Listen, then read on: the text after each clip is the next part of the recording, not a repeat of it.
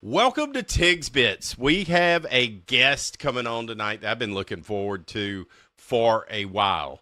We've been talking about it for months, and we're finally going to make it happen. I've got Cody with me, also known as Cajun Cooking with Hoss. He's just Hoss, baby. We're going to dive into some amazing and hilarious reaction videos, talk about food, maybe even touch on dieting a little bit and portion control. Who knows? This is a show I've been excited to do for a long time. And hey, I just hope by the end of this episode that Cody doesn't want to throw me in the long grass.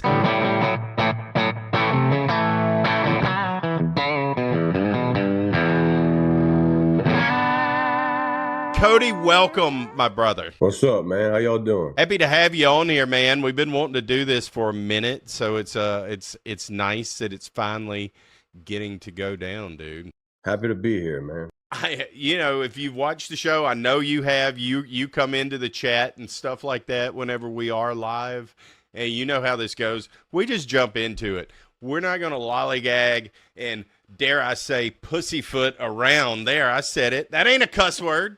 There, I said it. We're not going to pussyfoot around tonight, folks. We're going to dive right into the meat and potatoes, no pun intended. Where did the name Hoss come from? Where did that all get started? Let's start there. Man, I was born in '84, so probably I got the name in 1987. So it's been around for probably 40 years. Okay. My uncles, I got three uncles, and they always called me Hoss because they said I look like Hoss Cartwright off of Bonanza. Okay. The younger Hoss Yeah. Cartwright. So that's where I got the name Hoss from, and they've been calling me that, dude, since I was probably 2 years old. They never. Wow. If you're around my family, that's all you're gonna hear is Hoss. You're not gonna hear Cody. Nobody ever calls you Cody. It's just Hoss. I love that. But I think it's fitting. You look like a Hoss. Like it's just. It's just it's perfect. It's perfect, man. The behind the name Cajun Cooking with Hoss. Whenever I first started this, I bought a pellet grill, and my name was Smoking Coon Ass. Well, as I started growing, I had to come up with a more, professional name. So that's where Cajun Cooking with Hoss come up. Just Okay. thought about it. That's awesome. Well, I mean, it works well. That's how, honestly, man, I can look back at my whole journey of how we're even in the same little social media circle, if you want to call it that or whatever, that go to these cook-offs and do all of that stuff. It's how I met you. But really how that all started, and I think I've said this before, it all started because I got a pellet grill. And the pellet grill's what made me get very serious about cooking, time, temperature, because it's like an oven in a sense, and you can perfect different types of cooks. I mean, I know the conversation about it's not it's an easy bake oven and all that stuff. Who cares? Me and Austin have talked about that too. It's like, but it's just, if it wasn't for that pellet grill, I don't think I would have ever taken that next step into like, oh, you know what? I can cook now. I've been having a pellet grill for probably 4 years, and I still don't know how to cook on it. Really? Well, we could teach you that. Do it. You just don't. I can do a Boston butt. Well, my thing is barbecue, like with charcoal. But I did a Boston butt a while back, and I'm like, Austin, why is this thing not falling apart? The internal temperatures at the right thing, and the bone don't even come out. I'm like, I was so frustrated. So I called him. He's like, where'd you have the temperature probe at? I'm like, on the side. He's like, you dumbass, you got to put it in the middle. Well, that does definitely make a difference. It does make a difference. Hey, It was it's cooked, okay. but it didn't fall apart. And that's what used to would happen, because I would use an offset smoker, and whenever I first started learning on that thing, I didn't have temperature probes and all of that stuff that you fancy crap that we use these days. I just went by time. I was like, oh, you're going to let it smoke for about 5 or 6 hours, and then you're going to wrap it in foil until it's done 12 hours later, and it's going to fall apart. So, I mean, and it worked most of the time. But once I learned how to make it precise, dude, yeah. Pork butt's the easiest thing you can do. I assure you. Put the temp probe in the right place and let her go, and you won't have any problems with I that. love brisket. I love brisket, but that's too damn expensive to mess up. That's too expensive to mess up. Yeah. Yeah, dude, it is. Brisket's my favorite thing to do, my favorite thing to cook. And you got even these days, I get a lot more nervous whenever I cook a brisket because I'm like, I just paid $100 basically for a piece of meat, and if this thing don't turn out right, I'm gonna be pissed because I know how to cook one, number one, but number two, and sometimes they don't, and that happens. Like Yeah. sometimes things just happen. They maybe they're a little thinner than you think, and they cook a little faster or whatever. They just so that's the thing with brisket, dude. All of them are different, but don't be scared. Just jump no, in it. I'm not scared. I just need Just to jump do in it. it. I know But you're not. you give me old chicken. I can smoke you a chicken that way you have the juices dripping down your arm. Hell Oh yes. yeah. So you said charcoal. What is what do you like to cook on the most? What's your favorite pit? Old smoker. Oh yeah, dude. Old smoker or old 55-gallon barrel pit. What's your favorite thing to cook? Chicken, probably. Or some more chicken hips. We're gonna most likely circle back to some of this barbecue and cooking stuff because I have a little tangent that I may or may not go off on later on in the show with it. So, but I wanted to get that out of the way first. How you got your nickname. Second thing, let's go ahead and get this off the top of the show. Throw that in the long grass, bro. Where did that come from? How did that start? Those of you who don't know, that is quote unquote his catchphrase, and it's wonderful and it fits him perfectly and it's hilarious. So how did that come about? Throw that in the long grass was, man, my parents, they would tell me to go, like throw some old food on the fence line, and years went by, and I did a cook-off in Mansura by Marksville over there. Somebody was cooking pastelaya. So I told him, I'm like, hey, can I do a video of me pouring the noodles in the pastelaya? I'm gonna mess with DJ Red because DJ Red don't like pastelaya. Right. And it just came out my mouth. Like I didn't rehearse it. I didn't think about it. Whenever they started recording, I said, DJ Red, you can take that jambalaya and throw it in the long grass. Today we're cooking pastelaya. And I poured the noodles in there. I didn't even think about nothing. I edited the video, I posted it. Within 24 hours, that thing had over 1 million views, and people's in the comments, throw it in the long grass. What's that? Throw it in the long grass, throw it in the long grass. And I'm like, what are they talking about? So I went back and watched the video, and I said it, and I'm like, well, I might be onto something right here. I just tucked it and ran with it. As you should. I mean, there isn't a single video that you make. And number one, right now, while we're at the top of the show, tell everybody your socials where they can follow you because they need to go. If you're listening or watching this, go right now. You have my permission to leave this show and go follow this man. You're going to want to. Facebook, Instagram, and TikTok is Cajun Cooking with Hoss. All the same thing. You type in Cajun Cooking and it's going to pop up. Like sometimes I watch the videos before I do them, and sometimes I don't. So 90% of these videos is just off the top of my head. That's the way it should be. I think that's one of the reasons why you're relatable, because you're saying what everybody's thinking, Yeah. like that. You're saying what people are thinking, which is what you're thinking, but you got the balls to turn the camera on and say it. I was a cop for 10 years, so I got tough skin. So you wouldn't believe the comments I get. You wouldn't believe the comments I get. I ain't never seen you cook nothing. Obviously, you ain't been watching my content. You just a troll. You're right. That is a perfect little segue into where I wanted to go. Like, so what do you do for a living now? Is it full-time content? What do you do? What's your resume? Basically, that's interesting. I did not know that you were in law enforcement, so I'm already learning something. Law enforcement for 10 years, and got out of there. I did pipeline inspection for probably 7-8 years, And then I always had my CDL. I got my CDL whenever I was 21. So Okay.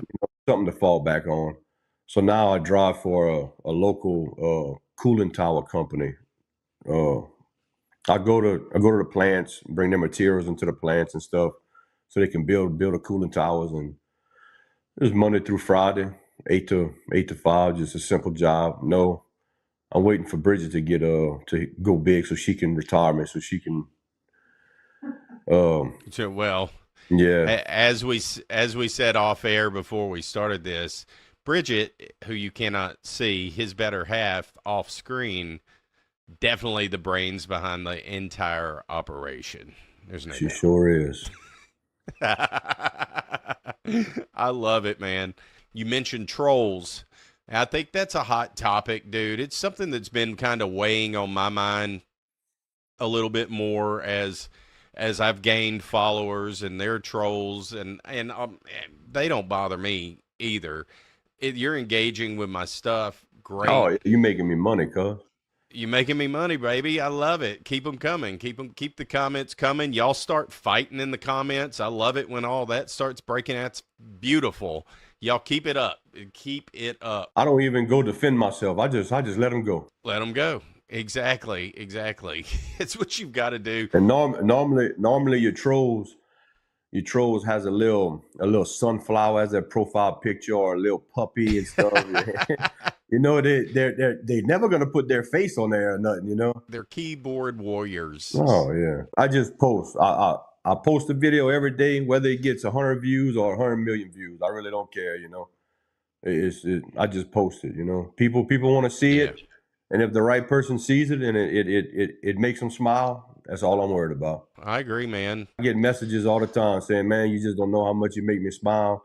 Thank you for the smile today." You know, that's 100% worth it right there. I don't care about the views. I don't care about the money. I don't care about the trolls. Just that one message, maybe that one message a month, it makes it all worth it. What do you think about other creators that kind of harp on the negative? You know, they like to call the trolls out and often and I'm not knocking anybody. If you think I'm talking about you, I probably am, but I still love you.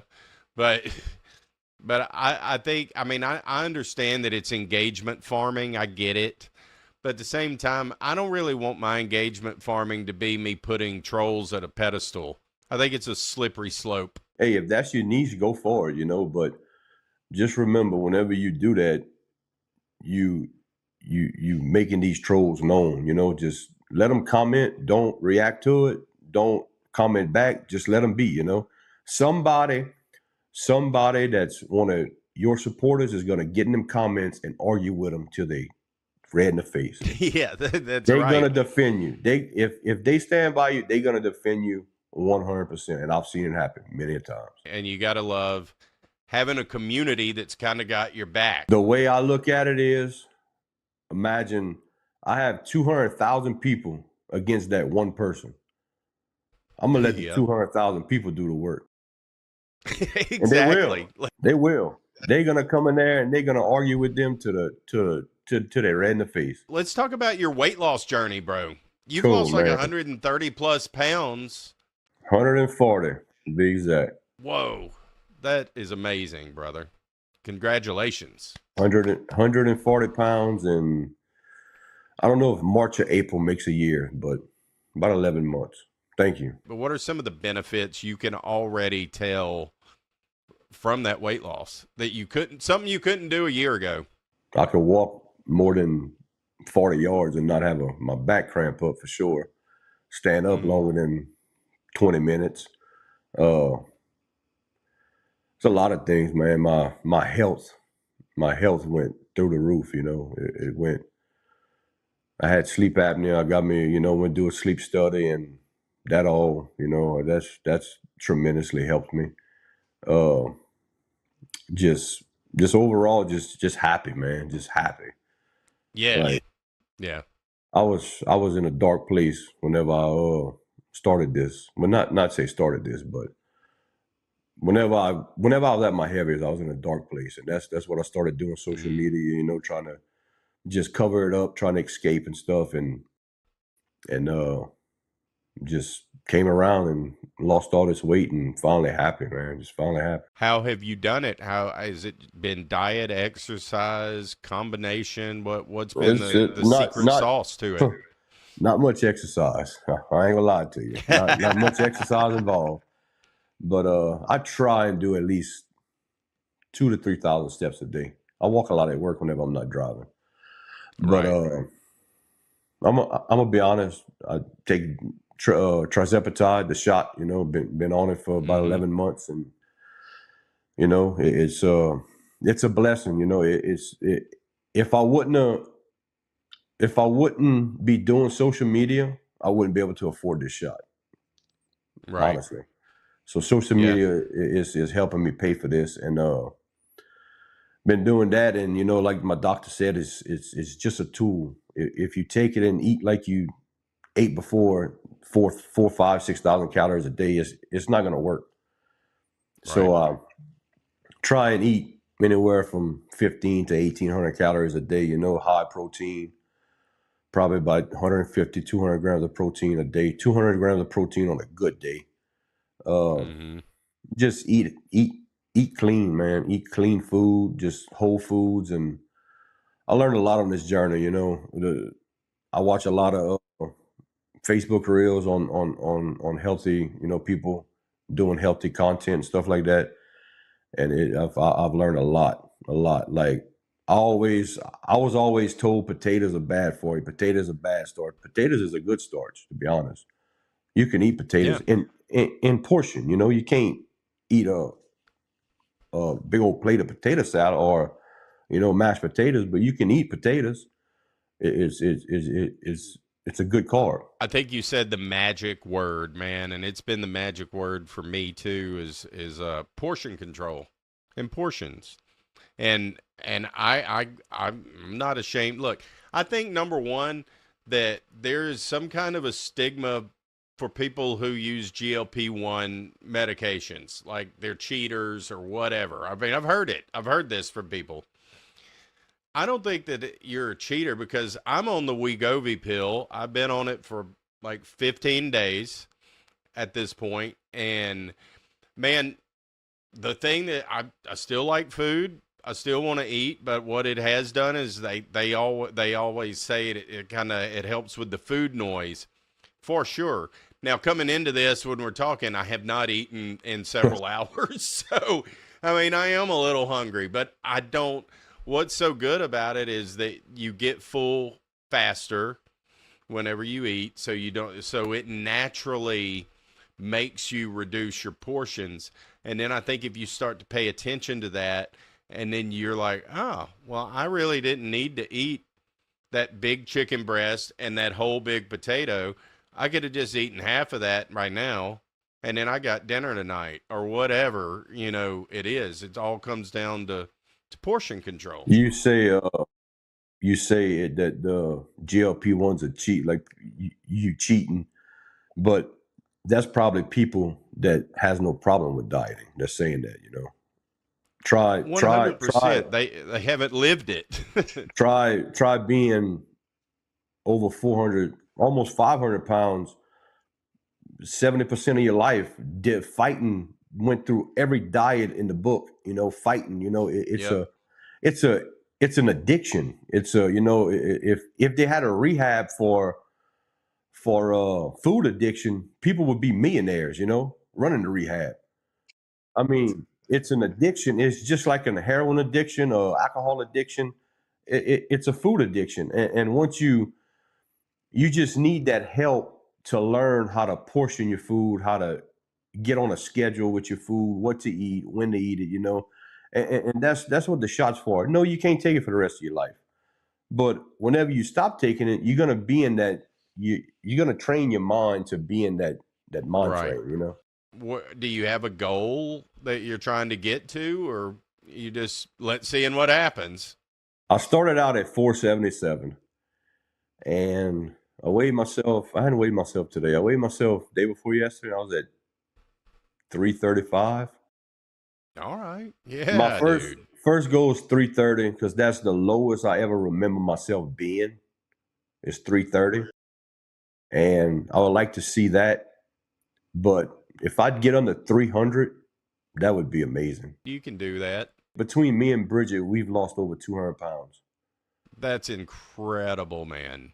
Before I started this shot, I've never heard a food noise before. Never heard of the word before. I'm like, what the hell is food noise? And like, you know that little Debbie you got in your cabinet? You thinking about it and you can go eat it. Well, that shot, it cuts all that out. I wanted everybody to hear that because I always find it interesting talking to people and how they do different things. And you know, congratulations. It's amazing. Keep it up. That I've gone through it. And it's not something that we get to talk about a lot on this show, you know, like my boy Blasey, who used to do the show with me, he's the bill of health. And people like him can't really understand, you know, how people like us feel. You know what I mean? Like it's been a burden for our entire lives, and not always. Yeah, it's just not our fault. Not everything is our fault. That's what I've realized through this. It's some of it may be, but some of it is just simply. I think a lot of it is just simply genetics. Oh yeah, most definitely. You know, and the good Lord didn't bless me to naturally burn 5,000 calories a day by doing nothing. Some people have a higher metabolism. The good Lord didn't bless me in a lot of ways. And being skinny wasn't one. And there it is. Let's talk about some Cajun cooking, dude. Let's do it. What you want to know? What are some of your favorite Cajun dishes to cook, and what makes them so special to you? All right.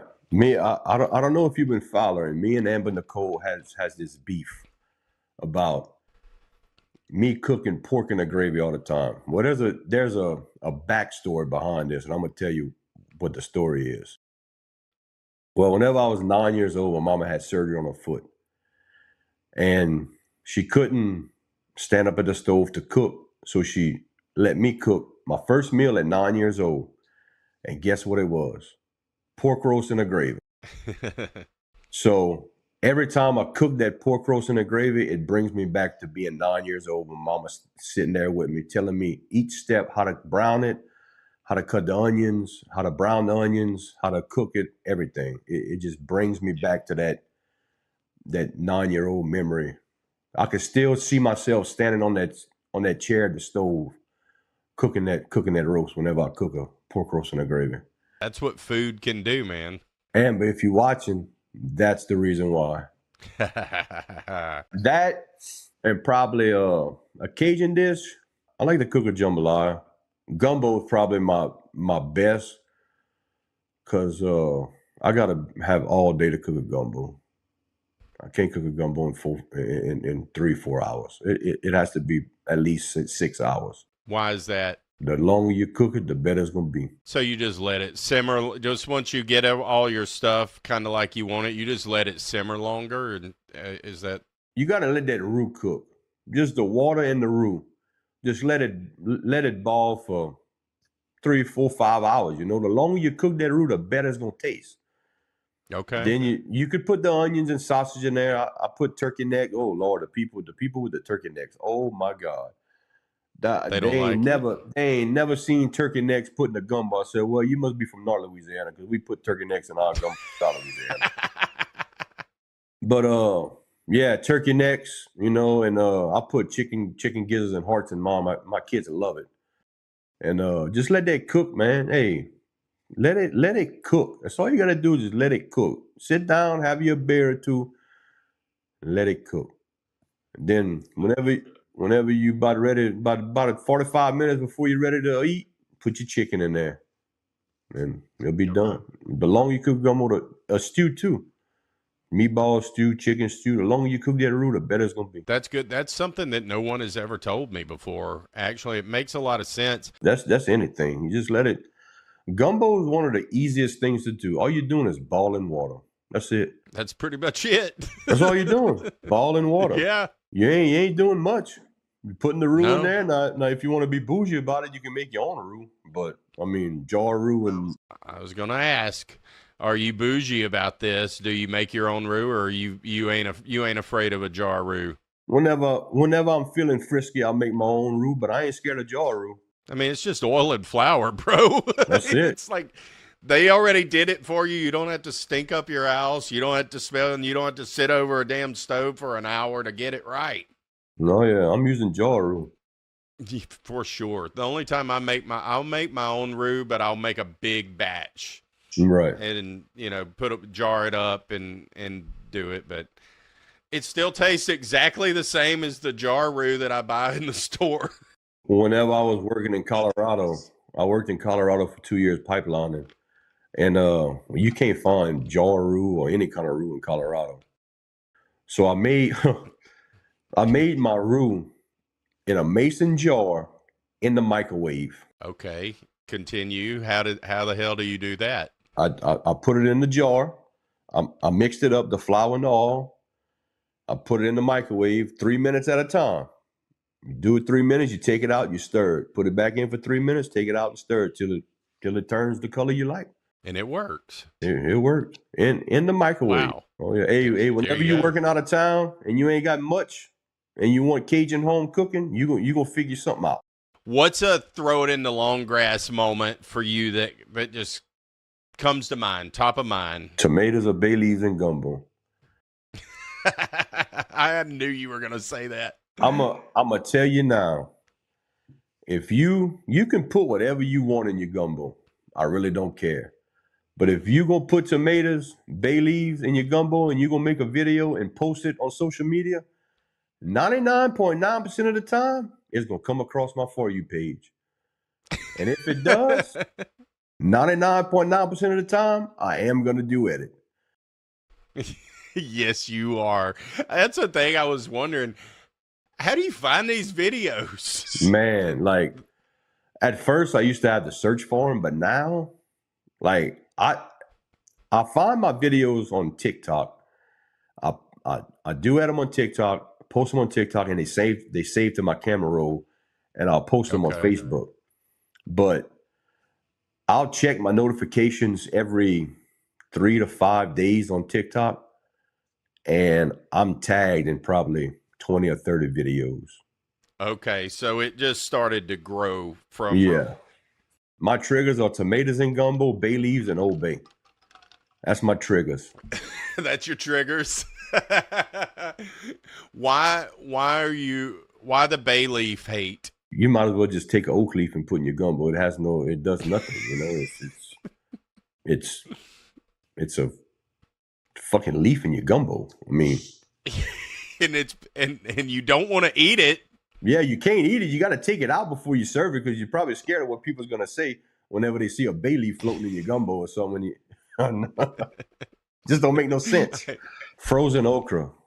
Like if you're gonna put okra in your gumbo, I like a good okra gumbo, But if you're gonna put okra in your gumbo, make sure you cook the slime out of it before you put it in your gumbo. If you're gonna use frozen okra, that's fine, but pan fry it. Take the slime out. I was eating some gumbo. I don't know how old I was, but I was young. And I was sitting at the kitchen table, and I remember it like it was yesterday. And I'm eating, and I'm like, Mama, why they got eyeballs in this gumbo? It was the okra seeds floating in the gumbo. Eyeballs. Yeah, it looked like eyeballs to me. But yeah, just fry it down, man. Just make sure the slime's out because your gumbo will be slimy. What has been your most memorable interaction that you've had with a fan or viewer of your videos? Probably recently at the Blind Cajun Cooks event a few weekends ago. I want to say Bridget got my attention about it. There's this kid that wanted my autograph. I don't know. How old you think he was? 10, 11? About 10, 11 years old. Wanted my autograph. I'm like, my first thought in my head, I'm like, man, I got to start watching what I'm saying my videos now. Like he was a big fan. Took a picture, signed the autograph.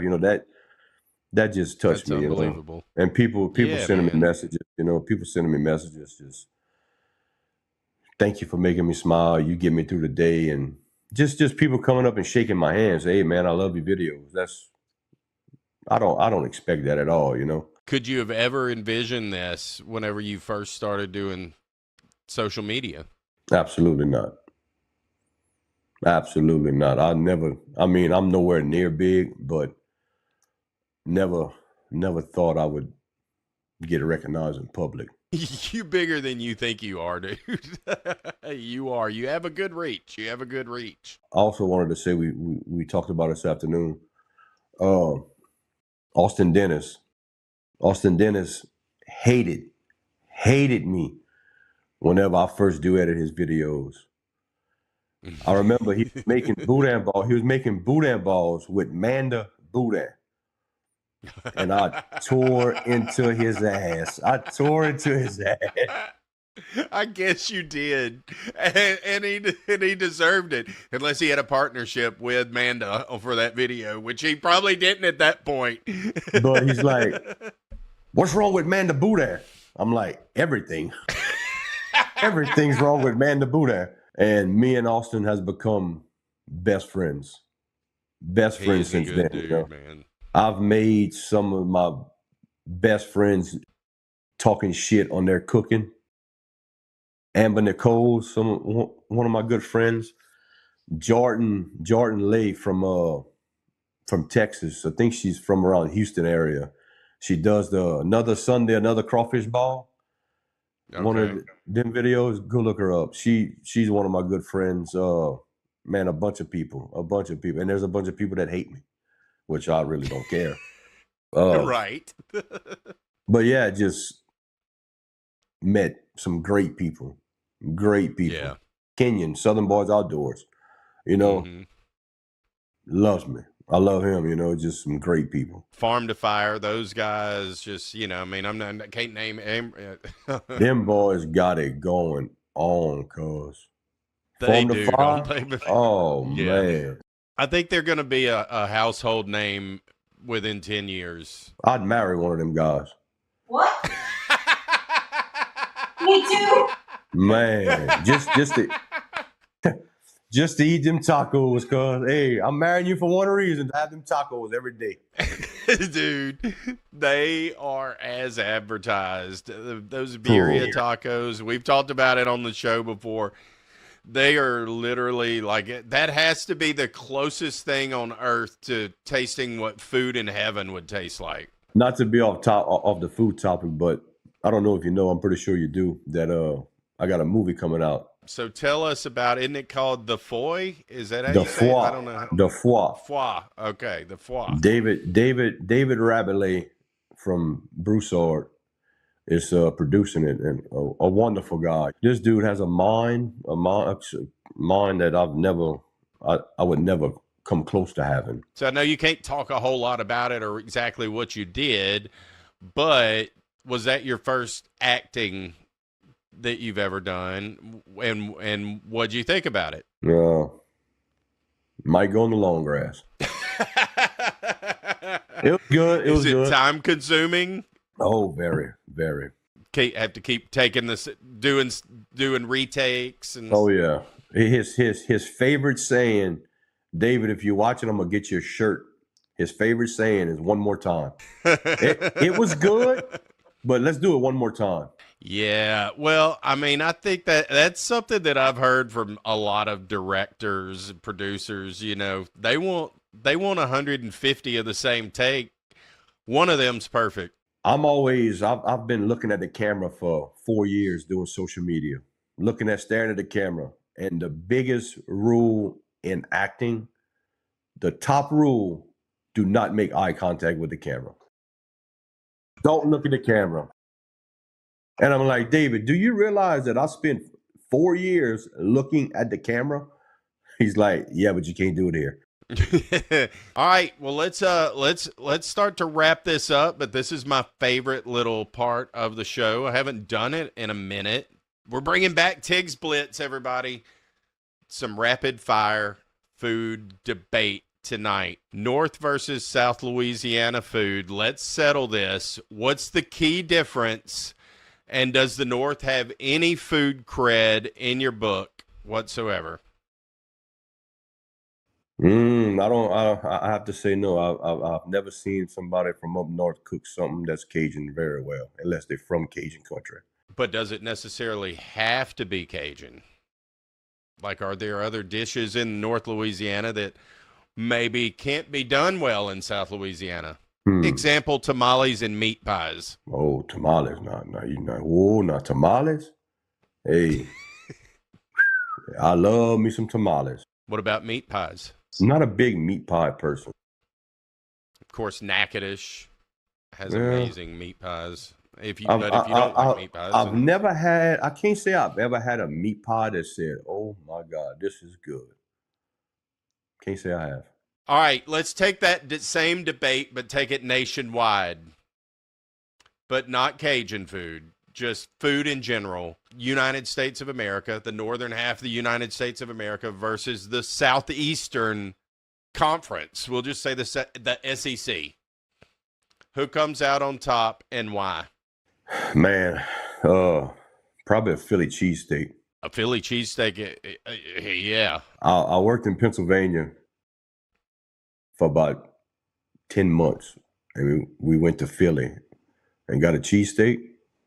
The best food in general I've ever put in my mouth came out of PA, Pennsylvania. Oh, there you go. There you go. All right. There's a nod to the North. So everybody, like the pizza over there is just different. I don't think the South can't do pizza, man. Not like they do it up there. Nah, if you want to keep pushing it north, I'm gonna have to go over there and I'm gonna have to ship them some Louisiana crawfish ball to steam their crabs up there in Maryland and let them throw that Old Bay in the long grass. Why the Old Bay hate? Man, have you ever tried Old Bay? I think that I have, but it's not like I've not ever had Old Bay like in crawfish or anything. I think I've just had it to where somebody maybe made a little something and put a couple teaspoons or whatever, you know. There's nothing to it. It's just it has no flavor to it. There's no salt in it, I don't think. It's just bad. All right. Well, there you go. Throw that in the long grass. Yeah, big time. It's crawfish time. Got to ask you, you're a crawfish expert. Sprinkle or no sprinkle? Dust or no dust? Soak your crawfish. Soak your crawfish. Let them sink to the bottom. Don't dust them. You ain't doing nothing but seasoning the shell. Facts. Listen to this man. Yeah, you got your hands burning. You got your lips burning. You got your nose burning. You got everything burning. You look like a clown if you're sucking the heads. By the end of you just got big old fat red lips. We hit on this earlier with your take on gumbo, your stance kind of on that. But why, I didn't ask you this at the time, but why are you so against tomatoes in a gumbo? Oh man, that's a sin. That's a immortal sin if you cook a Cajun gumbo and put tomatoes in it. Your grandma should come out of her grave and pull every toe off your foot if you put tomatoes in your gumbo and you're a Cajun. That makes no sense at all. Now, if you're saying you're gonna cook a Creole gumbo and put tomatoes in it, hey, I'm fine with it. But if you're gonna cook you say you're cooking Cajun gumbo or Cajun jambalaya and you're putting tomatoes in it, I'm coming for you. Don't worry about it. I'm gonna find you. You've been warned, everybody. You have been warned. Let everybody know one more time, where can they follow you? What's your socials? Cajun Cooking with Hoss, all platforms. Y'all go find him, go follow him. I appreciate y'all tuning in for another episode of Tigs Bits. A big thank you to Cody, a.k.a. Hoss. Anytime. If you enjoyed this episode, don't forget to like, subscribe, leave a review, drop some comments, throw us in the long grass, whatever the hell you want to do. Somebody gonna say something. You know they are. You know they are. So until next time, keep those taste buds happy and those cooking skills sharp, baby. And don't let anybody throw you in the long grass. That's right.